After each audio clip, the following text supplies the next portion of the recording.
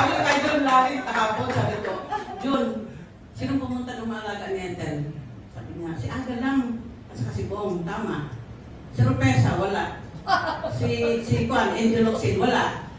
Sabi, si Claudine Barreto, wala. Takalmahin mo ni Ethel, sabi ko. Kaya pasipat, hindi ba lang lumawala, lang nabigay kabuloy. Ako nga, kasi kaunti, hindi ako kabuloy, no? Kasi mga galit niya sa akin eh. Kasi lagi mga niya sa akin si Ethel. O day, sama ka sa akin sa press ko, magbigay ka kaunti na, kasi mga reporter yan.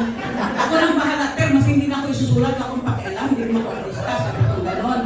Basta si Ethel, nakilala ko ang buong showbiz, artista at saka mga reporter dahil sa kanya. Kasi sinasama na ko lagi, kasi wala naman akong, di pa kami mag-asawa ni Eddie. Sabi na sama ka lang sa akin, sama ko lang sama sa kanya, nandito si Mother Lily, maliit pang office ni Mother sa escorta, sigaw ng sigaw, si Ethel, sigaw, huwag ka maingay. Producer natin yan, sabi na. Hanggang yung mama sa Mother Lily, umuwi kami galing sa States, sabi ni ko, Ethel, inalagaan ko sa Eddie Gutierrez mo ha, sabi ka naman, pelikula ni Amalia, ganyan. Kung sino ang mga insik ng kasama ko, gaga sa Mother Lily yan. Mayaman na pala sa Ethel. Mayaman na yan, ano ba? Nasa stage ko,